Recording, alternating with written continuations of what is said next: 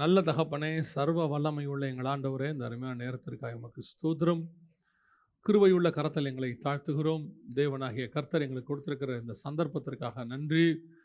இந்த நாளிலே நாங்கள் கூடி வரும்படி நீர் பாராட்டின தயவுக்காக ஸ்தோத்திரம். ஆண்டவரே, நீர் எங்களோடு கூட இடைபடுவீராக, பேசுவீராக. எங்கள் ஆண்டவர் இயேசு கிறிஸ்துவின் நாமத்தில் பிதாவே, அல்லேலூயா. கலாத்தியர் 4:19 வாசிங்க. என் சிறு பிள்ளைகளே, கிறிஸ்து உங்களிடத்தில் உருவாகும் அளவும் உங்களுக்காக மறுபடியும் கர்ப்பவேதனைப்படுகிறேன். இது வசனம் விசுவாசிகளுக்கு பவுல் எழுதக்கூடியது. பொதுவாக இயேசு கிறிஸ்துவினுடையதான மறுபடி பிறத்தல் அப்படிங்கிற ஒன்று இருக்குது. நம்ம எல்லாருக்கும் தெரியும். நாம் இயேசு முதலாவது பிறந்தார் என்பது நாம் எல்லோரும் அறிந்ததான ஒரு விஷயம். அது சரித்திரபூர்வமாக மாம்சத்தின்படி இருக்கிறது.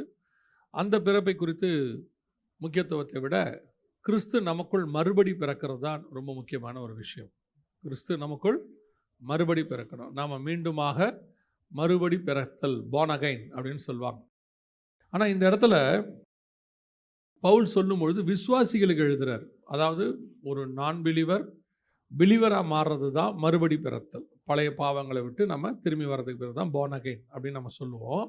ஆனால் இந்த இடத்துல பவுல் சொல்லும் பொழுது கலாத்தியருக்கு எழுதுகிறார். ஏற்கனவே அவங்ககிட்ட சத்தியத்தை சொல்லி அவங்க எல்லாம் பின்பற்றி அவங்க நல்ல சத்தியத்துக்குள்ளே இருக்கிறவங்களா இருக்கிறாங்க.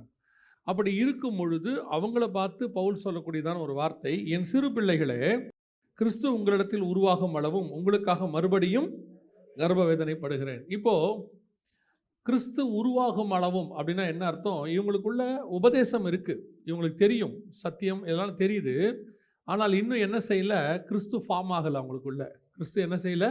சிலருக்கெல்லாம் பார்த்தீங்கன்னு சொன்னால் உருவான மாதிரியே இருக்கும். திருமணமான ஒரு 2-3 மாதத்துக்கு உருவான மாதிரியே இருக்கும்.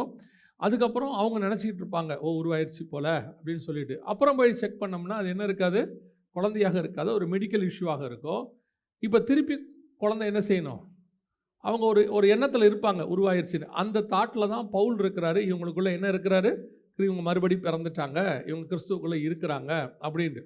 இப்போ அவர் சொல்கிறாரு, என் சிறு பிள்ளைகளே, கிறிஸ்து உங்களிடத்தில் உருவாகும் அளவு உங்களுக்காக மறுபடியும் கர்ப்பவேதனைப்படுகிறேன். ஃபஸ்ட்டே நான் உங்களை சுமந்து குழந்தைய பெற்ற மாதிரி இருக்கு. ஆனால் இப்போ என்ன செய்யலை? அது குழந்தையா இல்லை, நீங்கள் ஃபார்மே ஆகலை.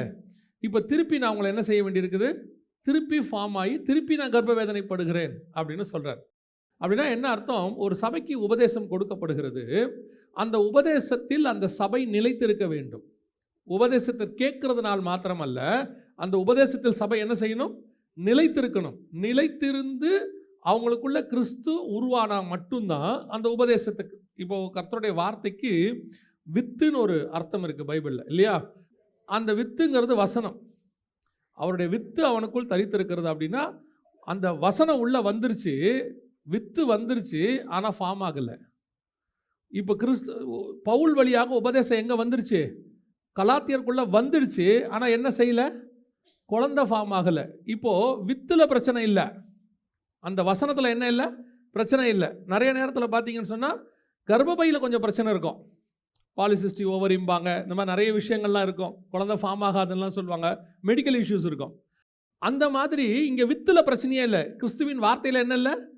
பிரச்சனை இல்லை. ஆனால் இந்த வசனம் ஃபார்ம் ஆகிற அளவுக்கு, மனவாட்டியாகிய சபைக்குள்ள கர்ப்பத்தை தாங்குற அளவுக்கு, அந்த வசனத்தை தாங்குற அளவுக்கு இங்கே பலன் இல்லை. இவர் நினச்சிக்கிட்டாரு வசனம் நல்லா ஸ்ட்ராங் ஆயிடுச்சு, கலாத்தியருக்கு ரொம்ப நல்லா இருக்கிறாங்க அப்படின்னுட்டு. ஆனால் பார்த்தா அவருக்கு கேட்குற செய்தி என்னன்னு பார்த்தா எல்லாம் நான் பிலீவருக்கு நடக்கிற சம்பவங்கள் கலாத்தியருக்குள்ளே நடக்குது. இப்போ அவர் சொல்கிறாரு, உங்களை திருப்பி நான் பெற்றெடுக்க வேண்டி இருக்குது. நான் நினச்சிட்டேன் எல்லாமே உங்களுக்குள்ளே முடிஞ்சிருச்சுன்னு. இது கலாத்தியருக்கு மட்டும் பொருந்தாது, இது இன்னைக்கு உள்ள அநேக சபைகளுக்கு பொருந்தும். சபை என்று சொன்னால் நான் சொல்லக்கூடியது கட்டடத்தை அல்ல, நம்மை சொல்கிறேன். நமக்கு பொருந்தும். நமக்குள்ள வசனம் வந்துருச்சு, அந்த வசனம் உருவாகி இருக்குதா? அந்த வசனத்தினால் வரக்கூடிய பிள்ளை நமக்குள் பெற்றெடுக்க முடியுதா? அதான் இங்கே முக்கியம். இது அது இல்லை. இப்போ இங்கே அதான் பிரச்சனையே. இப்போ இவர் பார்க்குறாரு, உங்களுக்குள்ள மறுபடியும் உருவாகும் அளவு நான் கர்ப்பவேதனைப்படுகிறேன். அப்போ இந்த பிள்ளை மீண்டும் பெற்றெடுப்பதற்கு நான் என்ன செய்யணும்? கர்ப்பவேதனைப்படுகிறேன்னா திருப்பி பிள்ளையை பெற்றெடுக்க விரும்புகிறார். அப்போ இந்த பிள்ளை திருப்பி பிறப்பதற்கு நான் என்ன செய்யணும் அப்படின்னு சொல்லி இந்த வசனத்தை வாசித்த போது ஒரு சில காரியங்களை ஆவியானவர் உணர்த்தினார். முதலாவது வாசிங்க. தன் முதல் பேரான குமாரனை பெருமளவும் அவளை அறியாதிருந்து அந்த குழந்தை ஃபார்ம் ஆகி பிறக்கிற வரைக்கும் இயேசு கிறிஸ்துவை பற்றி தான் அங்கே வசனம் சொல்லுது. அந்த குழந்தை ஃபார்ம் ஆகி பிறக்கிற வரைக்கும் அவன் அவளை அறியாதிருந்தான். அதோட அர்த்தம் என்ன அப்படின்னு சொல்லி கேட்டிங்கன்னு சொன்னால், இப்போது மரியாளுக்குள் உண்டாயிருப்பது பரிசுத்தாவியினால் உண்டானது, பரிசுத்தமானது. இந்த பரிசுத்தமானது வயிற்றுக்குள்ளே இருக்கும் பொழுது அவன் அவளை அறியாதிருந்தான். இன்னும் கொஞ்சம் நான் ஒருபடி மேலே போய் சொல்கிறேன். கிறிஸ்துவின் பரிசுத்தாவின் வித்து இப்போ இருக்குது, வசனம் இருக்குது, வார்த்தை ஆகிய வசனம் வந்துருச்சு உள்ள மரியாள் கர்ப்பத்துக்குள்ள. இப்போது மனுஷனுடைய வித்து உள்ள என்ன செய்யக்கூடாது, போகக்கூடாது. அவன் அவளை அறியாதிருந்தான். அப்போ என்ன அர்த்தம்? பரிசுத்தாவினுடைய வித்தும் மாம்ச வித்தும் ஒன்றா சேரக்கூடாது. அப்படி சேர்ந்தா என்ன ஆகும்னு கேட்டிங்கன்னா, இந்த மாம்ச வித்தும் பரிசுத்தாவி வித்தும் ஒன்றா சேரும்போது மாம்ச வித்து பரிசுத்த வித்தா மாறாது, பரிசுத்த வித்து மாம்ச வித்தா மாறிடும். நான் சொல்கிறது உங்களுக்கு புரியுதா? இன்னும் கொஞ்சம் உங்களுக்கு புரியும்படி சொல்கிறேன். 1 யோவான் 3ஆம் அதிகாரத்தில் காயினை குறித்து சொல்லும் பொழுது ஒரு வசனம் சொல்லுது, பொல்லாங்கானால் உண்டாயிருந்த காயின்னா என்ன அர்த்தம்? 4ஆம் அதிகாரம் 1ஆம் வசனம், ஆதியாகமத்தின் புஸ்தகம். ஆதாம் தன் மனைவியாகிய ஏவாளை அறிந்தான். வசனம் தெளிவாக இருக்குது. காயின் பிறக்கிறதுக்கு ஆதாம் ஏவாளை அறிந்தான் வசனம் இருக்குது. ஆனால் 1 யோவான் 3 சொல்லுது 12, பொல்லாங்கானால் உண்டாயிருந்த தன் சகோதரனை கொலை செய்த காயினை போல. அப்படின்னா என்ன அர்த்தம் அப்படின்னு கேட்டால், ஆதாம் ஏவாளை அறிந்தார், மாற்று கருத்து கிடையாது. ஆனால் அதுக்கு முன்னாடி சர்பத்தினுடையதான வார்த்தை யாருக்குள்ளே போயிருச்சு? ஏவாளுக்குள்ளே போயிருச்சு. இங்கே மாம்சத்தின் வார்த்தை உள்ளே போயிடுச்சு. ஆதாமும் ஏவாளும் பரிசுத்தமானவர்கள், அதில் மாற்று கருத்தே இல்லை. கரெக்ட் தானே? ஆதாமும் ஏவாளும் பரிசுத்தமாக, கர்த்தர் படைக்கும் போது சுத்தமாக தான் படைக்கிறார். அப்படி இருக்கும் பொழுது உள்ளுக்குள்ளே என்ன வந்துருச்சு? மாம்சம் வந்துருச்சு. பிசாசினுடைய வார்த்தை, இப்படி வச்சுக்கோங்க, பிசாசினுடைய வித்து. கர்த்தருடைய வார்த்தை கர்த்தருடைய வித்துனா பிசாசினுடைய வார்த்தை பிசாசின் வித்து வந்துருச்சு உள்ள. இப்போ பரிசுத்தம் உள்ளதும் கர்த்தருடைய வார்த்தையும் இருக்குது இவங்கக்கிட்ட. அதே நேரத்தில் பிசாசுடைய வார்த்தையும் சேர்ந்து வந்துருச்சு. ரெண்டும் சேர்ந்து வரும் பொழுது பிறக்கிறது பரிசுத்தமாய் இல்லை, பிறக்கிறது என்னவா இருக்குது? பொல்லாங்கானாய் இருக்கிறது. நாம் சபைக்குள்ளே கர்த்தருடைய வார்த்தையை கேட்கிறோம், கர்த்தருடைய வசனத்தை கேட்கிறோம், மாற்று கருத்து இல்லை. ஆனால் இதிலோடு கூட நம்முடைய தேவ சித்தத்தோடு சுய சித்தம்னு ஒன்று கலக்குது பார்த்தீங்களா? மாம்சம் கலக்குதில்ல. அப்படி கலக்கும் போது உங்களுக்குள்ளிருந்து பிறக்கக்கூடியது கண்டிப்பாக மாம்சமாய்த்தான் இருக்கும், அது பரிசுத்தம் ஆகாது. அதனால தான் ஆண்டவர் சொல்வார், பழைய துருத்தியோட புது ரசத்தை என்ன பண்ணக்கூடாது? இணைக்கக்கூடாது. பழைய துண்டோட புது கொடி துண்டு என்ன செய்யக்கூடாது? இணைக்கக்கூடாது. ஒன்று பரிசுத்தமானா பரிசுத்தமானதே இருக்கணும், அல்லது மாம்சம் போனால், ஏன் மாம்சம் போகலான்றீங்களான்னா, இப்படி ரெண்டு மிக்ஸ் ஆக்கிறதுக்கு ஒன்று அப்படியே போயிடணும். ஏன்னா பைபிள் அப்படி தான் சொல்லுது, ஒன்று அனலாவது இல்லை குளிராவது. இல்லை குளிராக இருக்க சொல்கிறீங்களா? இல்லை, நீ அனலும் குளிருமா இல்லாமல் இருக்கிறதுக்கு ஒன்று அனலாக இருந்துரு, இல்லை குளிராக இருந்துரு. ரெண்டும் மிக்ஸ் ஆகும்போது என்ன ஆகும்னு கேட்டிங்கன்னா, சில நேரத்தில் அது உங்களை ஏமாத்திரும். நீங்கள் அனலாக இருக்கிறீங்க நினச்சிக்கிட்டே இருப்பீங்க, ஆனால் உள்ளே என்ன செய்யும்? சில நேரத்தில் ஒரு சிலருக்கெல்லாம் பார்த்தீங்கன்னா உள்ள ஜுரம் அடிக்கும், வெளியே தெரியாது. அவங்க சொல்லுவாங்க எனக்கு ஜுரம் அடிக்குது அப்படின்னு, தொட்டு பார்த்தா சில்லுன்னு இருக்கும், ஆனால் உள்ளுக்குள்ளே அவங்களுக்கு டெம்பரேச்சர் இருக்கும். அது உண்மையில் ரொம்ப கொடுமையான நேரம். உங்களுக்கு வெளியவும் சூடு உள்ளவும் சூடு இருந்தால் பிரச்சனை இல்லை, தெரியுமா உங்களுக்கு? சிலருக்கு மட்டும் அப்படி இருக்குது, உள்ளே நல்ல ஜுரம் அடிக்கும், வெளியே சில்லுன்னு இருக்கும். அவங்க சொன்னால் உலகம் வேற நம்பாது, நீ சும்மா கதை விடுற அப்படிம்பாங்க. தொட்டா சில்லுன்னு இருக்கும். அந்த அம்மாவுக்கு மட்டும்தான் அந்த வேதனை தெரியும், அந்த ஐயாவுக்கு மட்டும்தான் அந்த வேதனை தெரியும். ஏன்னா உள்ளே இவ்வளோ கொதிக்குது, அப்படியே பாடி பயங்கர டயர்டாக இருக்கும். வெளியில் பார்த்தீங்கன்னா நார்மலாக இருக்கிற மாதிரியே இருக்கும். அதே மாதிரி தான் ஒன்று ஆவியில் இருந்துச்சுன்னா பிரச்சனை இல்லை, இல்லை பாவத்தில் இருந்துட்டா கூட திருத்திடலாம், நீ பாவத்தில் இருக்கிற அப்படின்ட்டு. இந்த அனலும் குணமும் சேர்ந்துருக்கு பார்த்தீங்களா, அது ஆபத்தை உண்டாக்கிடும். அதே மாதிரி தான் பரிசுத்தம் உள்ளதோடு கூட அசுத்தமானதை என்ன செய்யக்கூடாது? கலக்கக்கூடாது. தேவனுடைய சாயலோடு கூட மனுஷ சாயலை கலக்கக்கூடாது. தேவ வித்தோட பிசாசின் வித்தை கலக்கக்கூடாது. அதான் இங்கே சொல்லுது. இப்போ இங்கே வசனம் சொல்லுது, அவள் பெற்றெடுக்கும் அளவும் அவன் அவளை அறியாதிருந்தான். இப்போ என்ன அர்த்தம்? பரிசுத்தத்துக்குள்ளதையும் மாம்சத்துக்கு. இப்போ யோசேப்பு பாவின்னு அர்த்தம் இல்லை, அவன் நீதிமான். நல்லா புரிஞ்சுக்கொள்ளுங்க, அவன் நீதிமான். ஆனால் இருக்கிறது அதை காட்டிலும் பரிசுத்தமானது. புரியுதா உங்களுக்கு? பல நேரங்களில் நம்ம என்ன செய்கிறோம்? ஆவியில் தான் எல்லா காரியத்தையும் செய்வோம், ஆவியானவருடைய செஷன் செய்வோம். சில நேரத்தில் மாம்சத்தையும் என்ன பண்ணிடுவோம்? உள்ள கலந்துருவோம். பல நேரத்தில் என்ன ஆகுதுன்னு கேட்டிங்கன்னா, நமக்கு பிடிக்குது, நமக்கு அது பிடிக்குது.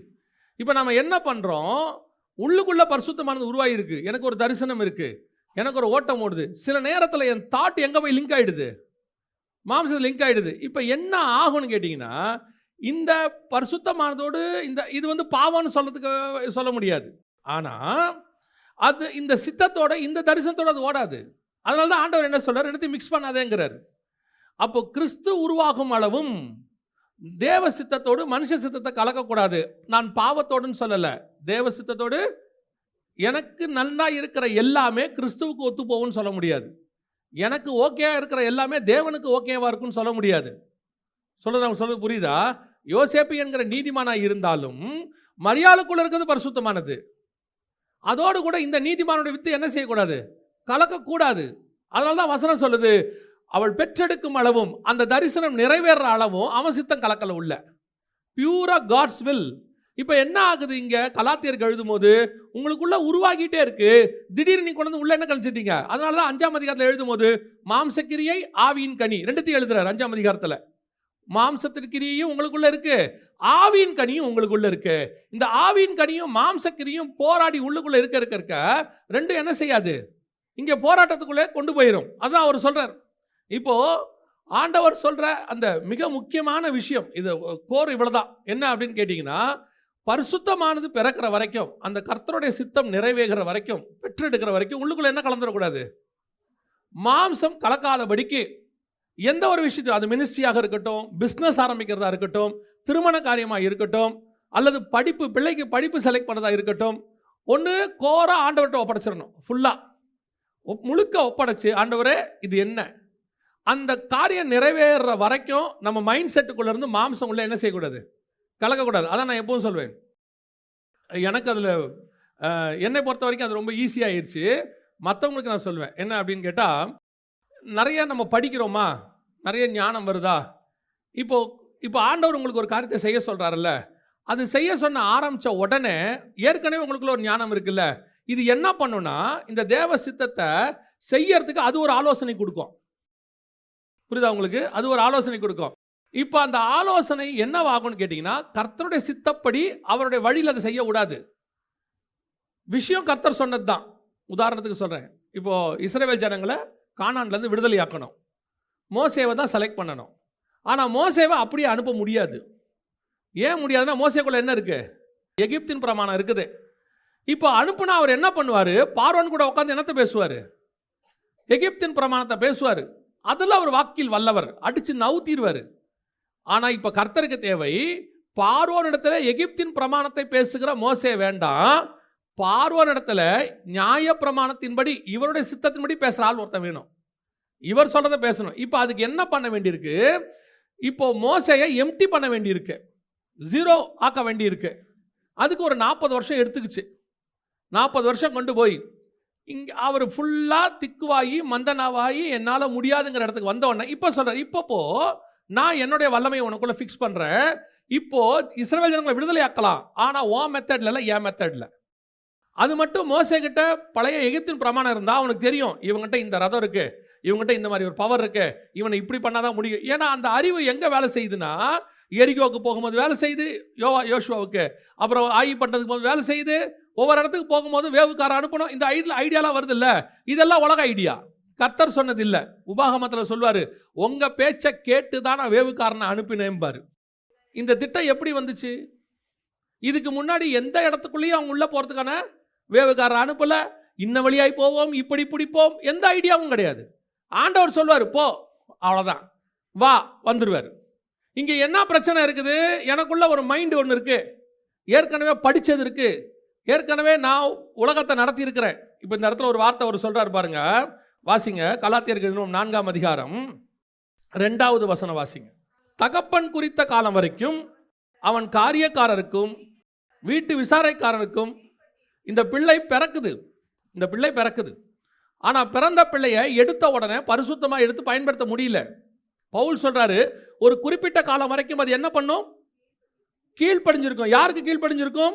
காரியக்காரனுக்கும் வீட்டு விசாரணைக்காரனுக்கும். ஒரு காலகட்டம் வரைக்கும் அது அடிமைப்பட்டு இருக்கும். அதுக்கு முந்தின வசனம் வாசிங்க. அவன் எஜமான் தான் அந்த வீட்டுக்கு. இப்போ ஈசாக்கு பிறக்கிறாரு, அதான் எழுதுறாரு, ஈசாக்கு எஜமானா இருந்தும் அவன் சிறு பிள்ளையா இருக்கும் காலம் வரவும் அவனுக்கும் அடிமையானவனுக்கும் இஸ்மவேலுக்கும் ஈசாக்குக்கும் என்ன இல்லை, வித்தியாசமே இல்லை. 2 பேரும் குழந்தையில ஒன்னா தான் இருக்காங்க. ஒரே மாதிரி தான் வளர்க்கப்படுறாங்க. அந்த வீட்டில் ஒரு விசாரணை கர்த்தன் இருக்கிறான். யாரு? எலியேசர்னு ஒருத்தர் இருக்கா. அந்த வீட்டில் தாதிமார் இருப்பாங்க. அவங்ககிட்ட பிள்ளையை கொடுத்துருவாங்க. 2 பிள்ளையும் வளர்க்கப்படும். ஆனால் விடுதலையாக்கப்படுதல்னு ஒன்று இருக்கு. அது வரைக்கும் 2மே எப்படி இருக்கும்? அடிமைத்தனத்துக்குள்ள இருக்கும். அதோட அர்த்தம் என்னன்னா, குறிப்பிட்ட காலம் வரைக்கும் நீங்கள் உலகத்துக்குள்ள தான் இருப்பீங்க. அந்த உலகத்தின் ஞானம் இருக்கும். அதுக்குள்ள தான் வளர்ந்து வருவீங்க. பிறக்கும் போது பரிசுத்தமானது கலக்கக்கூடாது. அது ஃபர்ஸ்ட் பாயிண்ட். இது 2வது பாயிண்ட். பிறந்த பிறகு அந்த தேவ சித்தத்தை கர்த்தர் உங்களுக்குள்ள சொன்ன பிறகு அது வரைக்கும் உங்களுக்குள்ள இருக்கிற பழைய காரியங்கள் இருக்கும். கொஞ்சம் மோசேக்குள்ள இருந்த மாதிரி இந்த உலகத்துக்குள்ள இருக்கிற மாதிரி இருக்கும். இப்போ பிரச்சனை என்னன்னா, உங்களுக்குள்ள கர்த்தர் சொன்ன காரியத்தை நீங்கள் செய்யும் போது இது என்ன செய்யும்? இந்த பழைய அடிமைத்தனத்துக்குள்ள இருந்து என்ன செய்யும்? எட்டி பார்க்கும். அந்த ஞானம் கொஞ்சம் எட்டி பார்க்கும். கொஞ்சம் பிஸ்னஸ் மைண்டு வரும். கொஞ்சம் நீங்கள் படித்ததான உலகத்தினுடைய ஞானம் வரும். இது என்ன செய்யும்னா, உங்களை அந்த அடிமைத்தனத்துக்குள்ளேருந்து கொண்டு வந்து அந்த அடிமைத்தனத்துடைய காரியம், அதாவது பழையது காரியம், நீங்கள் தேவ சித்தத்தை செய்ய வரதுக்கு முன்னாடி உள்ள காரியம் இன்னும் இருக்கும் உங்களுக்குள்ள. கர்த்தரே அது பண்ணியிருக்கிறார் ஒரு குறிப்பிட்ட காலம் வரைக்கும். ரோமருக்கு எழுதும் போது ஆண்டவர் சொல்கிறாரு 8ஆம் அதிகாரத்தில், இந்த மாம்சத்துக்குள்ள கர்த்தர் என்ன பண்ணியிருக்கிறாரா, அந்த சிருஷ்டியை அடக்கி வச்சிருக்கிறாரா. அது சிருஷ்டித்தவராலே அப்படி ஆயிற்று. அப்படி அர்த்தம் என்னன்னா, உங்களை எண்ணி ரட்சிக்க போறாரு. விஷனோட தான் கொண்டு வந்தாரு. தாயின் கருவில் உருவாகும் பொழுதே தீர்க்கதரிசியா செலக்ட் பண்ணிட்டாரு. மினிஸ்ட்ரி சொல்லிட்டாரு. எல்லாமே ஓகே தான். ஆனால் உங்களை பயன்படுத்துகிற காலகட்டம் வரைக்கும் மாயைக்குள்ளே அது கீழ்பட்டு இருக்கும். அதைத்தான் அவர் எழுதுறாரு. ஒரு குறிப்பிட்ட காலம் வரைக்கும் அவன் எஜமானா இருந்தாலும் அவன் வீட்டு விசாரணை கத்திரத்தில் என்னவா இருக்கணும்? அடிமைப்பட்டிருக்கணும், கீழ்பட்டு இருக்கணும். அப்படித்தான் இருக்கிறோம். 18 வயசுல ரட்சித்தாரு, 25 வயசுல மினிஸ்ட்ரி கூட்டு வந்தாரு. அந்த 25 வயசு வரைக்கும் நீங்கள் உலகத்துக்குள்ள என்ன பண்ணியிருக்கிறீங்க? கீழ்பட்டிருக்கிறீங்க. உலகத்தின் ஞானம் இருக்கு, அங்கே படித்த படிப்பு இருக்கு, அங்கே உள்ள காரியங்கள் எல்லாம் இருக்கு. ஆனால் இப்போ கர்த்தர் சொல்லக்கூடியது, அதை வச்சுட்டு என்ன செய்ய முடியாது? நீ சேர்ந்து எதுவுமே செய்ய முடியாது. ஆனால் குறிப்பிட்ட காலம் வரைக்கும் அப்படி தான் இருக்கணும்.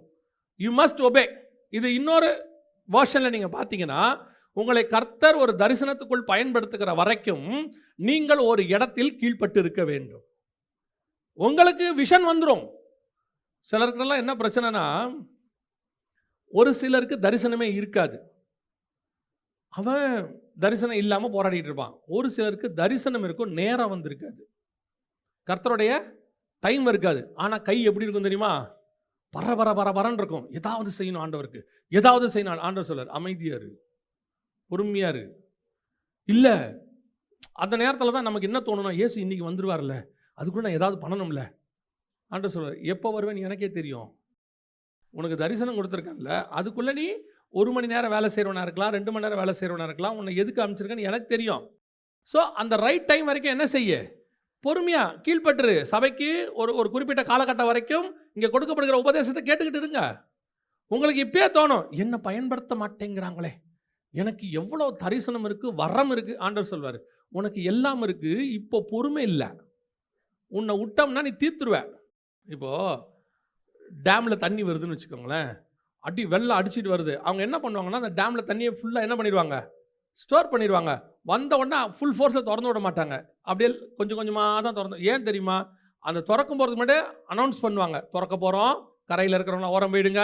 ஏன்னா இந்த தண்ணியை அப்படியே விட்டோம்னா, இது தண்ணி யூஸ்ஃபுல்லான தண்ணி, தேவையான தண்ணி. ஆனால் திறந்து விட்டோம்னா வெள்ளமாக மாறிடும், அடிச்சுக்கிட்டு போயிடும்.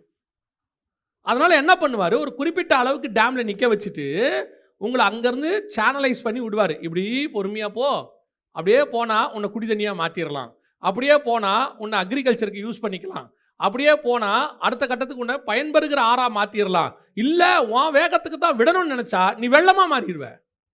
அநேகரை அடிச்சுக்கிட்டு போயிடும். ஏங்க மினிஸ்ட்ரி தானே பண்ணுறேன்? இல்லை, மினிஸ்ட்ரி பண்ணுவோம், தப்பாக பண்ணுவோம். இப்போ சீஷர்கள் கேட்குறாங்க, கர்த்தர்கிட்ட வல்லமை இருக்குன்னு சீஷர்களுக்கு தெரிஞ்சிருச்சு. இப்போ ஒரு பிரச்சனை வருது. ஒரு கிராம வழியாக கடந்து போகிறாங்க. சமாரியாவிலேருந்து அப்படி கிராம வழியாக கடந்து எருசலேமுக்கு போகிறாங்க. போகிற வழியில் அந்த கிராமத்தின் ஜனங்கள் அவரை தடுத்தார்கள். சீஷர்கள் என்ன கேட்டாங்க? வானத்திலிருந்து அக்கினி இறக்கி. ஏன் ஏன் சரி, அப்படி செய்கிறது சரியான்றீங்களா தப்புன்றீங்களா?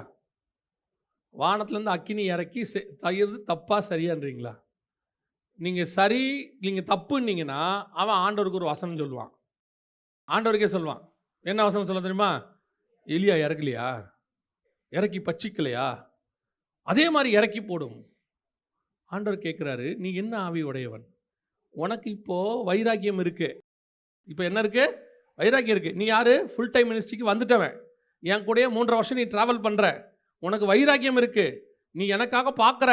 எல்லாம் நல்லது தான். ஆனால் உன் ரிசல்ட் ராங்காக இருக்கு. ஒரு ரிசல்ட் என்னவா இருக்கு? நம்ம என்ன நினச்சிக்கிறோன்னு தெரியுங்களா? எனக்கு மினிஸ்ட்ரி பண்ண ஆரம்பித்த உடனே, அல்லது எனக்கு அந்த அழைப்பு வந்த உடனே, அல்லது தரிசனம் வந்த உடனே எனக்கு எல்லாமே தெரிஞ்சிருச்சு. நவ் வி ஆர் ரெடி அப்படின்னு ஒரு இருக்குல்ல. ஏன் இராணுவத்தில் நீங்கள் உள்ளே நுழைஞ்ச உடனே ஒரு துப்பாக்கியை மட்டும் கையில் கொடுத்து, இதான் விசை, இதை அமுக்குனீங்கன்னா குண்டு சுடும், எடுத்துகிட்டு போங்கன்னு கொடுக்க மாட்டான்? நான் கேட்கறது புரியுதா? அவன் உங்ககிட்ட ஆயுதத்தையே முதல்ல கொடுக்க மாட்டாங்க தெரியுமா? முதல்ல என்ன கற்றுக் கொடுப்பாங்க தெரியுமா? ஒபீடியன்ஸ் கற்றுக் கொடுப்பாங்க. இராணுவத்தில் போனோன்னா ஃபஸ்ட்டு சொல்லி கொடுக்குற பார்ட் என்ன? ஒபீடியன்ஸ்.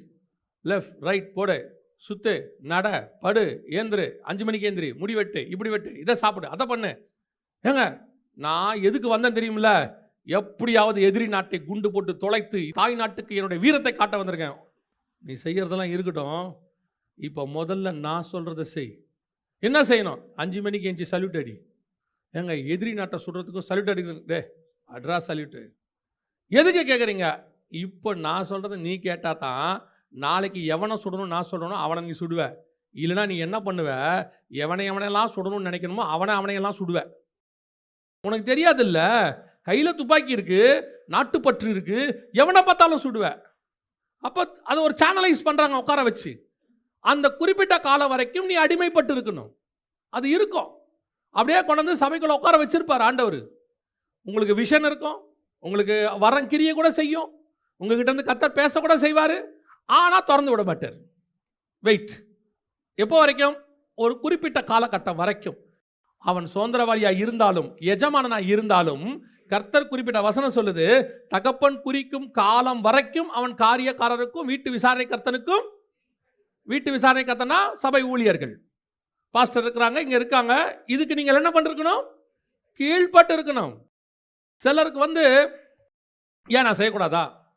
நானும் செய்வேன் அப்படிம்பாங்க. இது ரிபல்லியன் ஸ்பிரிட். இது என்ன ஸ்பிரிட்டு? Rebellion spirit. கேட்கணும். பட் உங்களை பயன்படுத்தணும்னு கர்த்தர் என்னைக்கு சொல்கிறாரோ அந்த வீட்டு விசாரணை கர்த்தனுக்கு என்ன செய்யணும்? தகப்பன் குறித்த காலம் வரைக்கும் வீட்டு விசாரணை கர்த்தனுக்கு கீழ்பட்டு இருக்கணும். தகப்பனுக்கு கீழ்படுகிறது வேற, அது மஸ்ட்டு. தேவனுக்கு நீங்கள் கீழ்படுகிறது. வீட்டு விசாரணை கர்த்தனுக்கு என்ன செய்யணும்? கீழ்படணும். இந்த பரலோகம் எதை பார்க்குதுன்னா, நீங்கள் சவுலுக்கு கீழ்ப்படிஞ்சிருக்கிறீங்களா இல்லை சாமுவேலுக்கு கீழ்ப்படிஞ்சிருக்கிறீங்களான்றது முக்கியம் இல்லை, கீழ்ப்படிஞ்சிருக்கீங்களான்றது தான் முக்கியம். உங்கள் கீழ்ப்படிதலை தான் பரலோகம் எதிர்பார்க்குது குறிப்பிட்ட காலகட்டம் வரைக்கும். அவன் சவுல் நான் ஏன் கீழ்ப்படினோம்? நான் உன்னை ராஜாவாக்க போகிறேன் தாவீது, ஆனால் சவுல் செத்த பிறகு தான் ஆக்குவேன். சவுல் சாவர வரைக்கும் நீ என்ன பண்ணணும்? அடங்கி இருக்கணும், பொறுமையாக இருக்கணும். உன்னை ஆக்குவேன், ஆக்குற வரைக்கும் நீ பொறுமையாக இருக்கணும். இங்கே என்ன நடக்குது அப்படின்னு கேட்டிங்கன்னா, அதுதான் தாவீதுக்கும் அப்சலோமுக்கும் உள்ள டிஃபரன்ஸ். அதான் தாவீதுக்கும் மற்றவங்களுக்கும் உள்ள டிஃபரன்ஸ். அந்த பொறுமையாக அப்படி வெயிட் பண்ணுறான் பாருங்க. தகப்பன் வீட்டு விசாரணை கர்த்தனுக்கு கீழ்பட்டிருக்கிற காலகட்டம் வரைக்கும் என்ன செய்யணும்? கீழ்பட்டிருக்க வேண்டும். இது ஃபர்ஸ்ட். இது 2வது பாயிண்ட். ஃபர்ஸ்ட் பாயிண்ட், உருவாகும் அளவும் மாம்சம் கலக்கக்கூடாது. 2வது பாயிண்ட், இந்த பர்டிகுலர் டைம், கர்த்தர் ஃபிக்ஸ் பண்ணுற டைம் வரைக்கும் நீங்கள் என்ன செய்யணும்? 3வது வாசிங்க, கலாத்தியர்கள் நிருபம் 4ஆம் அதிகாரம் 30வது வசனம் வாசி. அதை குறித்து வேதம் என்ன சொல்லுகிறது? அடிமையானவளின் மகன் சுயாதீனமுள்ளவளுடைய குமாரனோடே சுதந்திரவாளியாயிருப்பதில்லை. ஆகையால் அடிமையானவளையும் அவளுடைய மகனையும் புறம்பே தள்ளு என்று சொல்லுகிறது. இது 3வது பாயிண்ட். இதுவரைக்கும் என்ன பண்ணணும்? 3வது பாயிண்ட் இருக்கக்கூடாது. அடுத்து 3வது பாயிண்ட் என்ன இருக்குது? இருக்கக்கூடாது. என்ன இருக்கக்கூடாது? அடிமையானவனும் சுதந்திரவாளியும் ஒன்றாக இருக்கக்கூடாது. இதை நீங்கள் எப்படி எடுத்துக்கணும்? அப்படி இனிமேட்டு நான் சர்ச்சோடு இருக்க மாட்டேன் அப்படி சொல்லலை. இங்கே சொல்லக்கூடியது பிரமாணம். அடிமையானவள் என்பது ஆகார். 4ஆம் அதிகாரம் 24-25. இவைகள் ஞான அர்த்தமுள்ளவைகள். அந்த ஸ்திரீகள் 2 ஏற்பாடுகளாம். ஒன்று சீனாய் மலையில் உண்டான ஏற்பாடு, அது அடிமைத்தனத்திற்குள்ளாக பிள்ளை பெறுகிறது. அது ஆகார் என்பவள்தானே. இந்த அடிமை என்பது பிரமாணம், நியாய பிரமாணம். இதுக்கு முன்னாடி உள்ளதான உலகம் உங்களுக்குள்ள இருந்தது, எல்லாம் இருக்கு. இந்த பிரமாணத்தோடு கூட அடுத்து ஈசாக்கு, இஸ்மவேலோடு கூட யார் இருக்க முடியாது? ஈசாக்கு இருக்க முடியாது. அதை தான் அங்கே எழுதுறாரு. ஈசாக்கோடு கூட இஸ்மவேல் ஒன்றாக இருக்க முடியாது. ஆகார் என்பது நியாய பிரமாணம், அதிலிருந்து வந்தது தான் இஸ்மவேல். அடிமையானவரிடத்தில் பிறந்தவர், நியாய பிரமாணத்தின் பிள்ளைகள். சாராள் என்பது சுயாதீன பிரமாணம், நியூ டெஸ்ட்மென்ட் சர்ச், அதிலிருந்து வந்தது என்னது? சுயாதீனத்தின் பிள்ளைகள் ஈசாக். இங்கே சொல்றாங்க ஈசாக்கும் இஸ்மவேலும் இணைந்திருக்க முடியாது, நியாய பிரமாணமும் சுயாதீன பிரமாணமும் இணைந்திருக்க முடியாது, அடிமைத்தனத்தின் பிரமாணமும் விடுதலை பிரமாணமும் ஒன்றாயிருக்க முடியாது. அப்படின்னா என்ன அர்த்தம்? நீங்கள் எப்பொழுது கர்த்தருடைய நியாய பிரமாணத்திலிருந்து விடுதலையாகி இப்போ ஊழியம் பண்ணுறதுக்கு சுயாதீன பிரமாணத்துக்குள்ளே வந்துட்டீங்களோ, நியூ டெஸ்ட்மெண்ட்டுக்குள்ளே வந்துட்டீங்களோ, உங்களுக்குள்ள என்ன இருக்கக்கூடாது? பழைய பிரமாணம் இருக்கவே கூடாது. ரெண்டும் ஒன்றாய் இருப்பதில்லை. சுதந்திரவாளியானவன் அடிமையானவனோடு கூட என்ன இருக்க முடியாது? சுயாதீனம் உள்ளவன் அடிமையானவனோடு கூட சுதந்திரவாளியாக இருக்க முடியாது. ரெண்டும் ஒன்றாக இருக்கவே முடியாது. ஸோ காட் என்ன விரும்புகிறாரு அப்படின்னு கேட்டிங்கன்னா, இந்த அடிமைத்தனத்துக்குள்ளேருந்து வந்தோம் இல்லையா, ஒரு காலகட்டம் வரைக்கும் கீழ்ப்படிஞ்சிருந்து இருந்தோம் இல்லையா, அங்கே இருக்கிற காலத்தில் நமக்கு கொஞ்சம் என்ன இருக்கும்? அடிமைத்தனத்தினுடைய சுபாவங்கள்லாம் இருக்கும்ல, நியாயப்பிரமாண சுபாவங்கள் இருக்கும்ல. இங்கே வரும்போது அது உன்னை விட்டு போகணுங்கிறாரு. இப்போ நான் சொல்கிறேன், உங்களுக்கு புரியுதான்னு பாருங்க. நாம் கர்த்தர் சொல்கிற இடத்துல வைக்கப்பட்டோம். அந்த வைக்கிற இடத்துல சில பிரச்சனைகள் இருக்கும். தோட்டத்துக்குள்ளே வச்சா அங்கே என்ன இருக்கும்? நன்மை தீமை அறியத்தக்க கனி இருக்கும். கர்த்தர் சொல்கிற இடத்துல இருந்தால் இருக்கும். கர்த்தர் கொண்டு போய் பாபிலோனில் வச்சா அங்கே ராஜாவுடைய தீட்டுப்பட்ட சாப்பாடு இருக்க தான் செய்யும். கர்த்தர் கொண்டு போய் இயேசு கிறிஸ்துவை எங்கே வைக்கிறாரு? நாசரேத்தில் வைக்கிறாரு. ஒருத்தன் கேட்குறான், நாசரேத்திலிருந்து நன்மை தோன்றுமோ? அப்போ நாசரேத்தும் இயேசுவும் ஒன்றா இருக்க முடியாது. ஒரு இடத்துல கர்த்தர் என்ன பண்ணிடுவார்? உங்களை வேறு பிரிப்பார். அப்படி வரும்போது நாசரேத்தின் சுபாவம் உங்களுக்குள்ள வரக்கூடாது. பாபிலோனுக்குள்ள இருக்கும்போது பாபிலோன் சுபாவம் உங்களுக்குள்ள வரக்கூடாது. இஸ்மவேலோடு இருக்கும்போது நீங்களும் இஸ்மவேலும் ஒன்றா இருக்க முடியாது, செப்பரேட்டட். அப்போஸ்தலர் நடவடிக்கைகள் 2:40 சொல்லுது, மாறுபாடான சந்ததியை விட்டு விலகி உங்களை ரட்சித்துக் கொள்ளுங்கள். இந்த செப்பரேஷன் இஸ் வெரி இம்பார்ட்டன்ட். நீங்கள் என்ன செஞ்சிட்டு இருக்கிறீங்கன்னா, நான் ரட்சிக்கப்பட்ட பிறகு, இப்போ நான் பேசுறது எல்லாமே நல்லா கவனிங்க. ஆபிரகாம் பாளையத்துக்குள்ள நடக்கிற விஷயம் இது எதுவுமே பழைய சினையார் தேசத்தில் ஆபிரகாம் கிட்ட இருந்து வந்ததில்லை. இது எல்லாம் எங்கே இருக்குது? ஆபிரகாம் பாளையத்துக்குள்ள இருக்குது. இஸ்மவேல் யாரு? ஆபிரகாமின் வித்து, வேற யாரும் இல்லை, ஆபிரகாமின் வித்து. ஆனால் ஈசாக்கும் இஸ்மவேலும் ஒன்றா இருக்க முடியாது. எங்க அது ஆபிரகாம் வித்து தானே, இருக்க முடியாது, அவ்வளோதான். அதே மாதிரி தான் நீங்கள் சில நேரங்களில் இங்கே இருக்கும் பொழுது கீழ்பட்டிருக்கிற காலகட்டத்தில் கற்றுக்க கூடாத சில விஷயங்களும் இருக்கும். அது உங்களுக்குள்ள இருக்கக்கூடாது. இப்போ வேறு பிரிக்கப்பட்டு ஃபுல் டைம் நீங்கள் இப்படி வரீங்கல்ல, ஃபுல் டைம்னா மினிஸ்ட்ரி இல்லை, ஃபுல்லாக ஆண்டருக்குள்ளே வரீங்கல்ல, இப்படி வரும் பொழுது உங்களுடைய பழைய சுபாவங்கள் கொஞ்சம் இருக்கும். இதுவும் அதுவும் என்ன செய்ய முடியாது? ஒன்றாக இருக்க முடியாது. ரெண்டும் சுதந்திர வழியாக இருக்க முடியாது. இப்போ நான் சொல்கிறேன், நல்லா புரிஞ்சுக்கோங்க. அது எப்படிங்க எனக்கு சரியாக புரியலன்னீங்கன்னா, இயேசுவை ஏற்றுக்கொள்றதுக்கு முன்னாடி உங்களுக்குள்ளே இருந்தது பாவம். என்ன இருந்துச்சு? பாவம் இருந்துச்சு.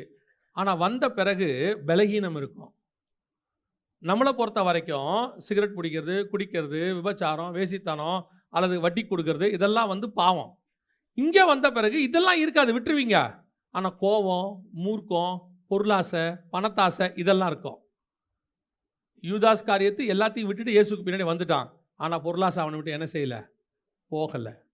இப்போ என்ன செய்யக்கூடாது? இதுவும் அதுவும் ஒன்றா இருக்க முடியாது. அங்கே இருந்தது பாவம் வேறு, இங்கே இருக்கிறது வேலை. இது ஆபிரகாம் பாளையத்துக்குள்ளே இருக்கும். ஆபிரகாமுடைய கூடாரம் பக்கத்து கூடாரத்தில் இது இருக்கும். எவர் சொல்கிறாரு? அவனும் இவனும் ஒன்றாக இருக்க முடியாது, நோ சான்ஸ் அப்படின்னு சொல்கிறார்.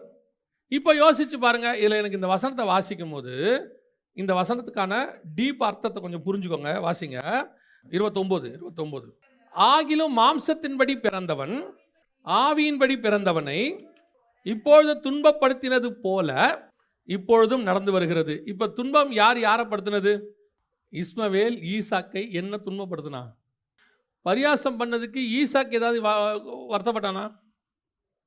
அங்கே இருக்க ஏதாவது? அவன் பண்ணதிலே மனம் நொந்து போனான், மனம் வருந்தினான், ஏதாவது இருக்குதா? ஆக்சுவலாக ஈசாக்க பரியாசம் பண்ணா துன்பப்பட்டது சாராள். துன்பப்படுத்தினது போல இப்பொழுதும் நடக்கிறதுனா என்ன அர்த்தம்? அவன் ஈசாக்கத்தான் பரியாசம் பண்ணான். ஆனால் ரியாக்ஷன் எங்கே வந்துச்சு? சாராள் கிட்ட வந்துச்சு. அந்த அம்மா பார்க்குது, என் பையனை என்ன பண்ணுற, கிண்டல் பண்ணுற நீ. ஒருவேளை ஈசாக்கு தெரியுமா தெரியாதான்னு கூட தெரியாது. ஏன்னா பிள்ளை பால் மறந்த போது அந்த வசனம் சொல்லுது, பெரிய விருந்து பண்ணினான். பின்பு இந்த பின்புக்கு பின்னாடி எத்தனை வருஷம் இருக்குது, எத்தனை மாதம் இருக்குன்னு நமக்கு தெரியாது. ஆனால் இஸ்மவேல் ஈசாக்க பரியாசம் பண்ணிட்டான். அதை ஈசாக்கு ரிஜிஸ்டர் பண்ணானா பண்ணலையா நமக்கு தெரியாது. அவன் துன்பப்பட்டானா படலையா தெரியாது. ஆனால் ரியாக்ஷன் எங்கே வந்துச்சு? சாராள் இடத்துலேருந்து வந்துச்சு. அவங்க அந்த அம்மா சொல்கிறாங்க, ஆபிரகாமை நோக்கி, இந்த அடிமை பெண்ணையும் அவன் மகனையும் புறம்பே தள்ளும். இந்த அடிமை பெண்ணின் மகன் என் குமாரனாகிய ஈசாக்கு கொடுக்கும் சுதந்திரவாளியாய் இருப்பதில்லை. அப்படின்னா என்ன அர்த்தம்? ஈசாக்கு என்பது சாராளுடையதான கர்த்தரின் தரிசனம். ஈசாக்கு என்பது சாராளுடைய கர்த்தரின் தரிசனம். சாராளுக்கு கர்த்தர் வாக்கு பண்றார், நீ ஒரு குமாரனை. அப்ப சாராள் என்பது சுயாதீன பிரமாணம் 4ஆம் அதிகாரத்தில் கலாத்தியரின் படி. அப்ப அந்த சுயாதீன பிரமாணம் ஒரு பிள்ளையை பெற்றெடுக்கணும். ஈசாக்கு அதான் இயேசு கிறிஸ்து. அதுதான் வந்துட்டு நியூ டெஸ்ட்மென்ட் சர்ச். இந்த நியூ டெஸ்ட்மென்ட் சர்ச்சை துன்பப்படுத்த போறது யாருன்னு கேட்டீங்கன்னா, அதே ஆபிரகாமு கூட இருக்கக்கூடியதான ஓல்ட் டெஸ்ட்மென்ட் சர்ச். யாரு? ஆகார் பெற்ற இஸ்மவேல். அவன் யாருன்னு கேட்டீங்கன்னா 4ஆம் அதிகாரம் சொல்லுது, நியாயப்பிரமாணம். அவருடைய அர்த்தம் என்ன? நான் தேவனுடைய ஆலயமாக இருக்கிறேன். சுயாதீன பிரமாணத்தின்படி எனக்குள்ளிருந்து ஒரு மாம்சம் கிரியை செய்கிறது, அது நியாயப்பிரமாணம். இந்த மாம்சம் என்னுடைய ஆவியோடு கூட போராடும் போது என் தரிசனம் இங்கே துன்பப்படுகிறது. எனக்கு கர்த்தர் கொடுத்த தரிசனம் என்ன ஆகுது? துன்பப்படுது. நாம் என்ன நினச்சிக்கிறோம் தெரியுமா? இதை யூதர்களை இஸ்மவேலர்கள் துன்பப்படுத்துகிறாங்க, இல்லை உலகம் நம்மளை துன்பப்படுத்துது. ஆக்சுவலாக இங்கே பிரமாணத்தை பற்றி மட்டும்தான் அவர் பேசுகிறாரு. உங்கள் அத்தனை பேர் மேலேயும் ஒரு தரிசனம் இருக்குது. உங்களுக்குள்ள அதை வச்சு தான் கர்த்தர் பில்ட் பண்ணி கொண்டாந்துருக்கிறாரு. அப்படி கொண்டு வரும் பொழுது உங்களுக்குள்ள இருந்து ஒன்று கிரியை செய்யும். நியாயப்பிரமாணம் நம்ம ஒன்று உண்டாக்குனது, மாம்சத்தின்படி கிரியையினால் உண்டாக்கக்கூடியது. அது என்ன செய்யும்? உன் தரிசனத்தை துன்பப்படுத்தும். ஒருவேளை இது ஈசாக்குக்கு தெரியாமல் கூட இருக்கும். ஈசாக்க பரியாசம் பண்ணுறது, சில நேரத்தில் ஒருத்தர் கிண்டல் பண்ணுறது, அவன் கிண்டலாக பேசுறது கேட்குறவங்களுக்கு தெரியாது கிண்டலாக பேசுகிறாங்கன்னு. அவங்களே திருப்பி கேட்பாங்க, நீ இப்போ என்ன கிண்டல் தானே பண்ணுற அப்படின்னு கேட்பாங்க. புரியுதா உங்களுக்கு? அவங்க கிண்டல் பண்ணுவாங்க, கேட்குற ஆளுக்கே தெரியாது கிண்டல் பண்ணுற. ஆனால் சுற்றி இருக்கிறவங்களாம் சிரிப்பான் உட்காந்து. அப்படி சிரிக்கும் போது அந்த கிண்டல் பண்ணுறோம்ல, அந்த கிண்டல் ஆகிற ஆளுடைய அம்மாவுக்கு கோபம் வருது. என் பிள்ளை எல்லாரும் கிண்டல் பண்ணுற, அவனுக்கு ஒன்றுமே தெரில. சில நேரத்தில் பிள்ளையை போட்டு எல்லாரும் ஏதாவது விளையாட பண்ணிகிட்டு இருப்பாங்க. தான் பிள்ளை அப்படி அவங்க பரியாசம் பண்ணப்படுறத எந்த தாயும் என்ன செய்ய மாட்டாங்க, விரும்ப மாட்டாங்க. பசங்கள்லாம் ஜோக் அடித்து விளையாடுவாங்க. ஆனால் அப்பாவுக்கு மட்டும் என்னவா இருக்கும், கொஞ்சம் கஷ்டமாக இருக்கும். நம்ம பையனை காமெடியாக மாற்றுறாங்களே அப்படின்னு இருக்கும். எல்லாரும் சந்தோஷமாக இருப்பாங்க. அந்த மாதிரி நமக்குள்ள உள்ள தரிசனம் கர்த்தர் உங்களுக்குள்ளே வச்சிருக்கிறாரு. அதோடு கூட உங்கள் மாம்ச கிரியை அதை என்ன செய்யுமா? துன்பப்படுத்துமா, வேதனைப்படுத்துமா. எது வேதனைப்படுத்துறது? ஆண்டவர் உனக்கு ஒன்று வச்சிருக்கும் போது ஆப்போசிட்டாக ஒன்று செய்யுமா? அது மாம்சத்தின் கிரியை. அது உங்களுக்குள்ள என்ன பண்ணுமா? இந்த சுபாவம் எங்கேருந்து வருதுன்னு கேட்டிங்கன்னா, ஆகார்கிட்டேருந்து வருது. ஆகார் சாராளை எப்படி நினச்சாங்க? அற்பமாக எண்ணினாள். இப்போ ஈசாக்கை இஸ்மவேல் பரியாசம் பண்ணினான். தாய்கிட்டேருந்து அது வருது. இங்கே என்ன வருது? சாராள் அற்பமாக நினச்ச உடனே சாராள் விரட்டி விட்டாங்க அவங்கள. இப்போ இஸ்மவேலை பரியாசம் பண்ண உடனே விரட்டி விட்டாங்க. அப்படிதான் இருக்கு, புறம்பே தள்ளும். அப்படின்னா என்ன அர்த்தம்? ரெண்டும் ஒன்றாக இருக்க முடியாது. கோர் உங்கள் தரிசனமும் உங்கள் கிரியையும் உங்கள் மாம்ச கிரியையும் ஒன்றாக இருக்க முடியாது. ஒன்று கர்த்தருடைய அது என்ன பண்ணுன்னா கர்த்தரை வேதனைப்படுத்தும். உங்கள் தரிசனத்தை அது என்ன செய்யும்? வேதனைப்படுத்தும். உங்கள் மேலே கர்த்தர் வச்ச திட்டத்தை பரலோகம் வேதனைப்படும். நான் உனக்கு இப்படி ஒன்று வச்சிருக்கனே, நான் இதுக்காக தானே உன்னை உருவாக்கினேன், இப்போ உனக்குள்ளேருந்து இது கிரியை செய்யுதே, இது உன்னை பரியாசம் பண்ணுது அப்படின்னும் போது ஆண்டவர் நினைக்கிறது இல்லை, இது உன்னை ஏதோ ஒன்று செய்யுது, உன்னை நீ தப்பாக போகிற அப்படின்னு காட்டும். இது தான் பரலோகம் சொல்லுது, துன்பப்படுத்தினது போல. அவன் மேலே உள்ள தரிசனம் அது சுயாதீன பிரமாணம், இவன் மேலே உள்ளது நியாயப்பிரமாணம். ரெண்டும் ஆபிரகாமுடைய வித்து தான், ரெண்டும் தேவன் கொண்டு வந்தது தான். இப்போ இந்த மாம்சம் யாருக்குரியது? யார் கொடுத்தது? இந்த மாம்சம் கர்த்தர் கொடுத்தது. உள்ளுக்குள்ள இருக்கிற ஆவியின் பிரமாணம் யார் கொடுத்தது? இந்த மாம்சத்தின்படி செய்யக்கூடாதுன்னு யார் சொல்கிறா? ஆனால் கொடுத்தது யார்? ரெண்டுமே கர்த்தரிடத்துல வந்தது தான். ஆனால் ஆண்டவர் சொல்கிறாரு, இது சொல்கிறபடி இது செய்யக்கூடாது, அது மேலே இருக்கிற சொல்கிறபடி தான் உள்ளே செய்யணும். இது சொல்கிறபடி இது செய்ய ஆரம்பித்து அதுக்கு கீழ்ப்படி ஆரம்பிச்சிட்டா மேலே இருக்கிறது துன்பப்படுமா? ஐயோ தப்பாக போதே, இப்படி செய்கிறாங்களே. இப்போ நான் கேட்கணும், ஆண்டவரே இந்த மாம்சம் எனக்குள்ளது இப்படி கிரியை செய்யுதுன்னா இந்த மாம்சம் தான் நீங்கள் கீழ்படுத்தி நீங்கள் தானே கொடுத்தீங்க. அதான் ரோமரில் எழுதுறாரு, அது சிருஷ்டித்தாராலே அப்படி ஆயிடுச்சு. அதை எதுக்கு பண்ணியிருக்காருனா ஒரு குறிப்பிட்ட காலம் வரைக்கும் அப்படி தான் பண்ணி வச்சிருக்கிறாராம். ஒரு நாள் வரும் இந்த சிருஷ்டியானது என்ன செய்யுமா? ஒரிஜினலை போய் தரிச்சு கொள்ளுமா. அழிவுள்ளதான இது அழியாமையும் சாவுக்கு இதுவான இது அப்படின்னா என்ன அர்த்தம்? உனக்குள்ள தரிசனம் பரலோகத்தில் உள்ள தரிசனத்தோட ஒத்து போயிட்டு இருக்குது. அந்த தரிசனத்தோடு தான் நீங்கள் ஓடணும். நீங்கள் உலகத்தில் உள்ள காரியத்தோட உங்கள் பரலோகத்தின் தரிசனத்தை மிக்ஸ் பண்ணீங்கன்னா, நான் சொல்கிறது உங்களுக்கு புரியுதா? இப்போ ஆபிரகாமுக்கு ஈசாக்கு பிள்ளையாக இருக்கணும். பரலோகத்தோட தரிசனம் என்னென்னா, ஈசாக்கு வந்து இயேசு வந்து உலகத்தை மீட்கணும். இதுதான் பரலோகத்தோடைய தரிசனம் ஆபிரகாம் பிள்ளைக்கு. ஆனால் ஆபிரகாமுக்கு எல்லார மாதிரியும் எனக்கு ஒரு பிள்ளை வேணும். எல்லாரும் பிள்ளை வச்சுருக்கிறாங்க, எனக்கு மட்டும் பிள்ளை இல்லை ஆண்டவரே. எனக்கு ஒரு பிள்ளை இருந்தால் நல்லா இருக்குமே. இந்த விசாரணை கர்த்தன் இருக்கிறானே தமஸ்கூரனாகி எலியேசர் இல்லை, உன் கர்ப்ப பிறப்பு இஸ்மவேல் இல்லை. ஏன்? இது எல்லாம் உன் மாம்சத்தில் உண்டாகிறது. இதுதான் சொல்லுச்சு. ஆனால் உன் மாம்சத்தை நான் எது கொடுத்துருக்கேன்னா ஈசாக்கை பெற்றெடுக்கிறதுக்கு. உங்களுக்கு புரியுதா? இப்போ சாராளுக்கும் ஆபிரகாமுக்கும் சரீரம் செத்ததாக இருந்தாலும் ஈசாக்க பிறக்குது, வாக்குத்தத்தன் பிள்ளை. ஆனால் இந்த சரீரம் எதுக்கு இருக்குது? ஈசாக்க பிறக்கிறதுக்கு. இந்த சரீரம் இஸ்மவேலை பிறக்கிறதுக்கு இல்லை. ஆனால் இந்த சரீரம் என்ன செய்யும்னா இஸ்மவேலுக்கோடு கூட உங்கள் ஈசாக்கையும் இணைக்க சொல்லும். அது அதை துன்பப்படுத்தும், வேதனைப்படுத்தும். அது கர்த்தருக்கு எப்படி இருக்குதா? வேதனையாக இருக்குது. இந்த காரியம் கர்த்தருக்கு எப்படி இருந்ததா? துக்கமாக இருந்தது. மனுஷனை உண்டாக்கின இப்போ சொல்கிறார் ஆண்டவர், என் ஆவி மனுஷனோடு கூட போராடுவது இல்லை. இந்த காரியம் கர்த்தருக்கு வெசனமாய் இருந்தது. சவுலை ராஜாவாக்கினது கர்த்தருக்கு வெசனமாய். ஏன் நான் சவுலை ஏன் ராஜாவாக்கினேன்? நல்லா கவனிங்க. அது ஒரு மெகா பிளான்.